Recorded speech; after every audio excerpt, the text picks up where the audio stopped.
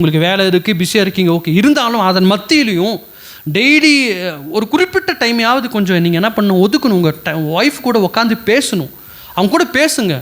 நிறையா என்ன பண்ணுதுன்னா, ஒன்று வேலை போயிடும். வேலையை முடிச்சுட்டு வந்ததுக்கப்புறம் ஃபோன் எடுத்து இப்படியே பண்ணிகிட்ருக்கும். சாப்பாடு வேணுமா, வேண்டாம். டிவி வேணுமா, வேண்டாம். எனக்கு என்ன டிஸ்டர்ப் பண்ணாத, இப்படியே பண்ணிகிட்ருக்கோம், உட்காந்துருக்குங்க சிலதுங்க. அல்லேலூயா. அதுக்கு நீ பேசாமல் ஃபோனுக்கு தாலி கட்டிட்டு இருக்கலாம். இன்பத்திலும் துன்பத்திலும் சுகத்திலும் துக்கத்திலும் சார்ஜ் உன்னை விட்டு போகும் வரையில் நான் உன்னை விட்டு பிரிய மாட்டேன்னு உங்கள் ஃபோனை கல்யாணம் பண்ணி இருந்துக்கலாமே நீ. அல்லேலூயா.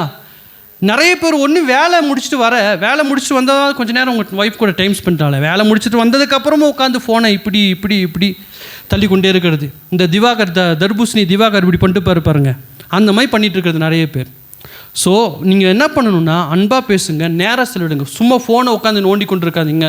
ஃபோன் யூஸ் பண்ணுறது கொஞ்ச நேரம் டைம் ஃபோன் யூஸ் பண்ணுறீங்களா பண்ணுங்க. ஆனாலும் கொஞ்சம் நேரமாவது உங்கள் மனைவி கூட உட்காந்து பேசுங்க, அவங்க கூட நேரம் செலவிடுங்க.